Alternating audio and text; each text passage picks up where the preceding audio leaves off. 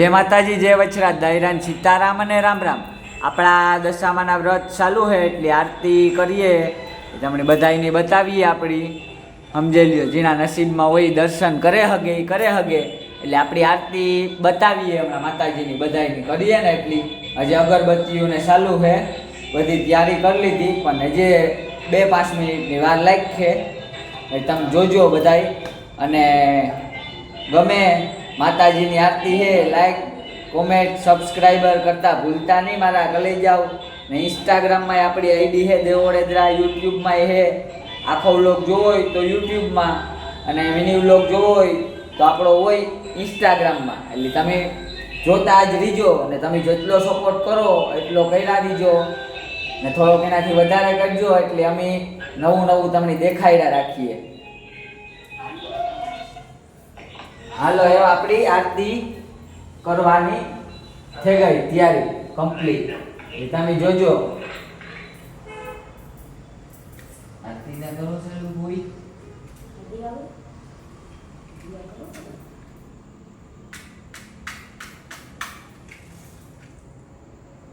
અગરબત્તી કરતા તો ફટાફટ થઈ જાય જોઈ અગરબત્તી અંદર મૂકી ને પાછળ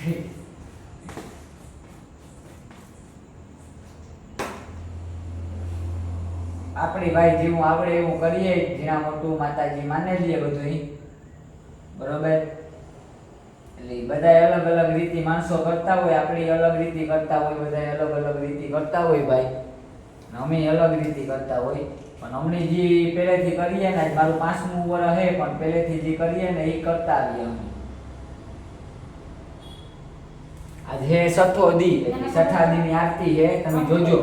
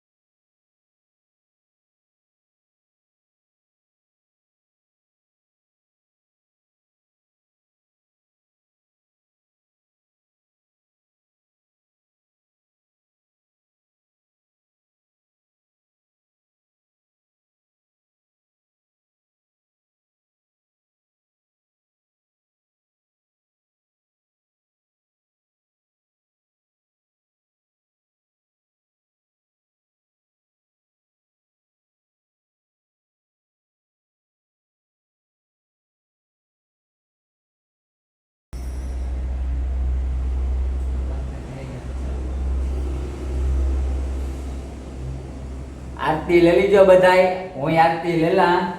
બરોબર, હવે આપણી કરીએ ચાલુ વાર્તા માતાજીની.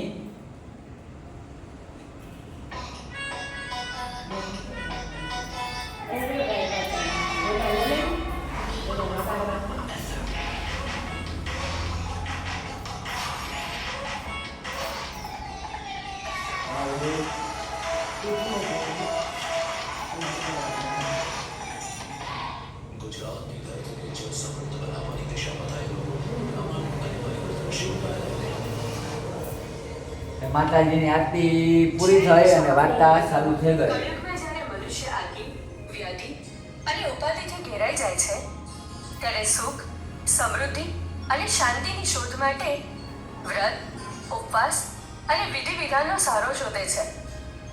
દશામાનું વ્રત આ જ પ્રકારે તમામ પાપોમાંથી મુક્ત કરી સુખ, સમૃદ્ધિ અને શાંતિના માર્ગે દોરે છે. આજે હું તમને દશામાના વ્રતની વિધિ કહીશ. જય દશામા, જય દશામા, જય જય દશામા. દશામાનું વ્રત કરવાથી ઘરમાં સુખ, સમૃદ્ધિ અને શાંતિ મળે છે અને જો દશા ખરાબ ચાલતી હોય તો એમાં સુધારો થાય છે. આ વ્રત અષાઢ વદ અમાસ એટલે કે દિવાસાના દિવસથી શરૂ કરાય. આ વ્રત કરનારે સવારે નાહી ધોઈને વાર્તા સાંભળવી અને 10 દિવસ નકોડા ઉપવાસ કરવા. માટીની સાંડળી બનાવી તેનું પૂજન કરવું અને 10મા દિવસે આ સાંડળીને જળમાં પધરાવવી. વ્રત પૂરું થયે વ્રતનું ઉજવણું કરવું. 1 રૂપાની સાંડળી બનાવી તેને સુપાત્ર બ્રાહ્મણને દાનમાં આપવી. જય દશામા. હવે હું તમને દશામાના વ્રતની વાર્તા કહી સંભળાવું. અષાઢ મહિનો આવ્યો, દિવાસાનો દિવસ આવ્યો. બધી બહેનો દશામાનું વ્રત કરે, નદીમાં નાય. નદીના કાંઠે રાજાનો મહેલ હતો. રાણીએ દાસીને પૂછ્યું, આ બહેનો શાના વ્રત કરે છે? દાસી નદીને આરે ગઈ અને પૂછ્યું, બહેન તમે શાના વ્રત કરો છો? બહેનોએ કહ્યું, દશામાના. એ વ્રત શી રીતે થાય? દાસીએ પૂછ્યું. બહેનોએ કહ્યું, 10 સૂતરના તાતણા લેવા, તેને 10 ગાંઠો વાળવી અને દોરાને કંકુ દેવું. દાસી મહેલમાં આવીને રાણીને વાત કરી. રાત્રે રાજા આવ્યા એટલે રાણીએ કહ્યું, હું દશામાનું વ્રત કરું? રાજા કહે, એ વ્રત કરવાથી શો લાભ? રાણી કહે, નિર્ધનને ધન મળે, પુત્ર અને પરિવાર વધે. રાજા કહે, મારે ધનની ખામી નથી. હાથી, ઘોડા, રાજપાટ જે જોઈએ તે બધું છે. રાજાના અહંકારના વચનોથી રાણી રીસાયા અને ખાધા પીધા વિના જ સૂઈ ગયા. રાત્રે દશામાં આવ્યા અને રાજ્યમાં બધે ફરી વળ્યા. સવારનો પહોર થયો. રાજ્યમાં અંધાધૂંધી થવા માંડી. ભંડારમાં પૈસોય ના મળે. કોઠારમાં જોવા જાય તો અનાજનો દાણોય નહીં. ગામની પ્રજા રાજાને કહેવા લાગી, હવે તમે પહેરે લુગડે બહાર નીકળો, તમારા રાજમાં માઠી દશા બેસશે. રાજા રાણી ત્યાંથી ચાલી નીકળ્યા અને ગામને પાદરે ફૂલવાડીમાં બેઠા. ત્યાં તો ફૂલવાડી બળીને ભસ્મ થઈ ગઈ. રાણી કહે છે, આપણી દશા કઠણ છે, આપણે અહીં રહેવામાં સાર નથી. આમ કહી રાજા રાણી ત્યાંથી આગળ ચાલ્યા. રસ્તામાં કુંવરને ભૂખ લાગી. એટલામાં રાણીની બેનપણીનું ગામ આવ્યું. રાણી કહે, બેન બટકું રોટલો આપીશ? જા જા ભિખારણ, મારા રાજ્યમાં બટકું રોટલો લેવા આવી છે? શરમ નથી આવતી? તેવું બેનપણીએ કહ્યું. તેઓ ત્યાંથી આગળ ચાલ્યા. કુંવરને તરસ લાગી. રાણી બંને રાજકુમારોને લઈને વાવમાં પાણી પીવડાવવા જાય છે. ત્યાં તો બંને રાજકુમારોને દશામાએ વાવમાં ખેંચી લીધા. રાણી રોતી અને કલ્પાન કરતી રાજા પાસે આવી અને કહ્યું, મારા બંને દીકરા વાવમાં પડી ગયા છે. રાજાએ કહ્યું, કલ્પાન શું કામ કરો છો? જેના હતા એણે લઈ લીધા. ત્યાંથી તેઓ દૂર આવ્યા. એટલામાં રાજાની બહેનનું ગામ આવ્યું. રાજા કહે, આ તો મારી બહેનનું ગામ છે, એને મળ્યા વિના કેમ જવાય? ગામમાં પખાલી સાથે કહેવડાવ્યું, તમારા ભાઈ ભોજાઈ મળવા આવ્યા છે. બહેન કહે છે કે મારા ભાઈ ભોજાઈ મળવા આમ ન આવે. બહેને વિચાર કર્યો કે ભાઈની કઠણ દશા હોય તો આવ્યા પણ હોય, નહીં તો ઘોડા, ગાડી, રથ, પાલખી વિના આવે નહીં. બહેને સુખડી બનાવી અને સાવ સોનાનું સાંકળું લીધું અને માટલીમાં ઘાલીને મોકલાવ્યું. પરંતુ જ્યારે રાજાએ માટલી ખોલી ત્યારે સુખડી કોલસો થઈ ગઈ અને સાંકળું સાફ થઈ ગયું. રાજાએ વિચાર્યું કે મા જાણી બહેન મને મારી નાખવા રાજી ન હોય, પણ આ તો બધા દશાના ખેલ છે. એટલે માટલીને ભોંયમાં ભંડારી એ લોકો આગળ ચાલ્યા. આગળ મોટી નદી આવી. તેમાં ચીબડાના વાડા હતા. રાણીએ ખેડૂતને કહ્યું, અમને બહુ ભૂખ લાગી છે, એક ચીબડું ખાવા આપો તો સારું. ખેડૂતે ચીબડું આપ્યું. સૂર્યનારાયણ અસ્ત થયા પછી ખાવું નહીં એવું નિયમ હતું. એટલે ચીબડું રથમાં મૂકી તેઓ સૂઈ ગયા. ત્યાં તો અજાણ્યા સૈનિકો આવ્યા. પાસેના બીજા ગામના કુંવર રિસાઈને મોસાળ નાસી ગયો હતો. તેથી એ રાજાએ સૈનિકોને શોધ કરવા માટે અહીં મોકલ્યા હતા. રથમાં જે ચીબડું હતું તે અચાનક કુંવરનું માથું થઈ ગયું. સૈનિકો શોધતા શોધતા રથ સુધી આવ્યા અને રથમાં કુંવરનું માથું જોયું. તેથી સૈનિકોએ તેઓ બંનેને માર મારીને પોતાના રાજા પાસે ખેંચી ગયા. પેલા રાજાએ એમને જેલમાં નાખ્યા અને રાણીને જુદી ઓરડી આપી. એટલું દુઃખ પડતામાં તો 12 મહિના પૂરા થયા. અષાઢ મહિનો આવ્યો. દિવાસાનો દિવસ આવ્યો.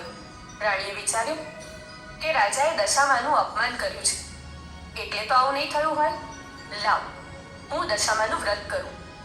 તેણે 10 દિવસ નકોડા ઉપવાસ કર્યા. 10 દિવસ પૂરા થયા.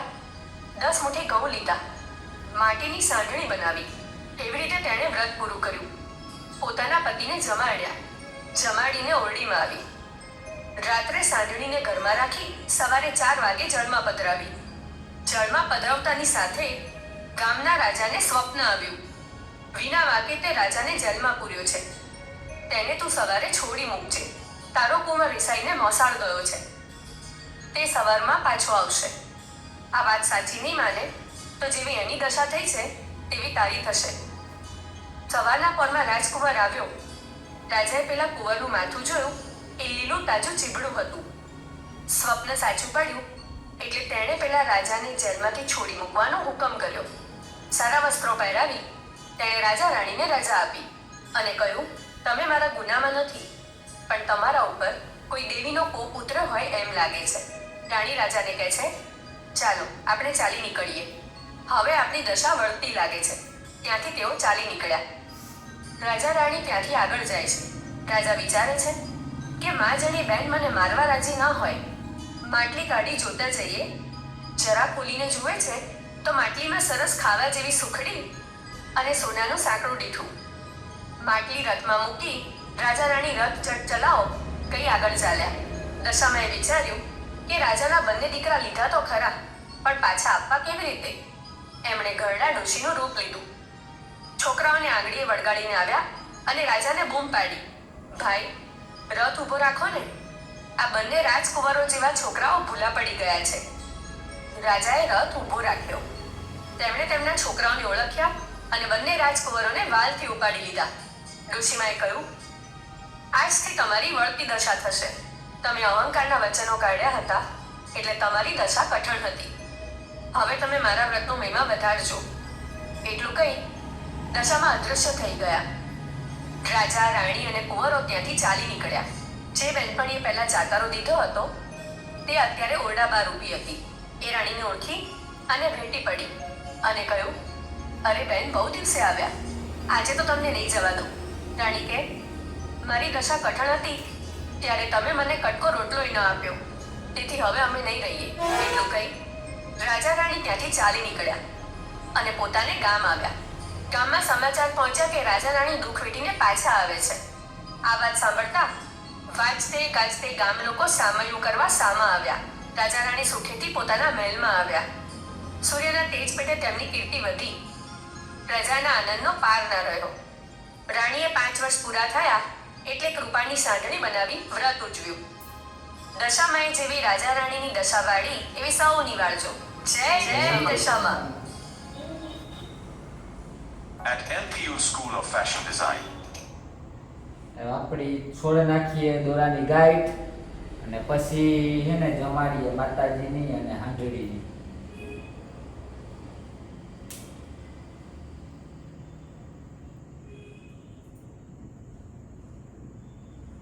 કેટલા દિવસ? 8 વર્ષ. 4 મહિના. ઓહો, એ તો મોટી ભૂલ કરી. આવે જો 6 વર્ષ છઠ્ઠી ગાય છૂટીએ ત્યારે થયું. માતાજીનું ભલું કરે. બે છોડે નાખી એક બીજી આપણે હાલો એ ગાઈડ છોડે લીધી માતાજીની અને એ માતાજીની થાર આપણી ચાલુ કરીએ. લોકકામ કોઈ 82 પછી આવે મારું ઈ તો છે. મારું.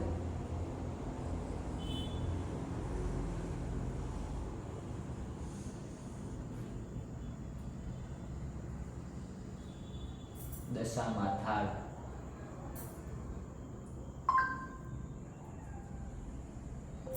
દશામાં થાળ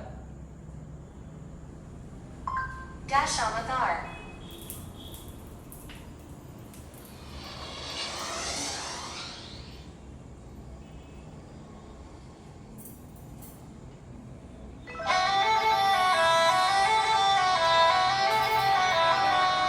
આનું વાળા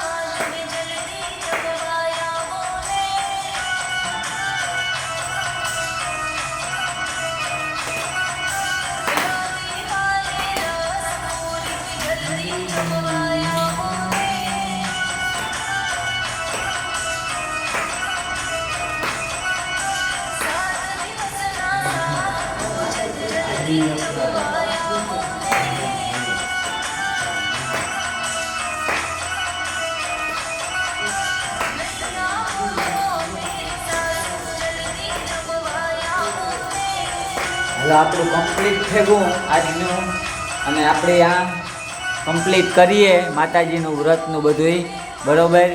આરતી બારતી થઈ ગઈ, માતાજીની જમાડે લીધા, બધુંય કમ્પ્લીટ થઈ ગયું. ને તમે જોજો માતાજીની વ્રત રાખા હું બરોબર, 10 દી પૂરા થાય એટલે પધરાવાનું ને બધુંય તમને બતાવી હું. જેટલું બને ને એટલું મારાથી તમને બધી વસ્તુ બતાવી.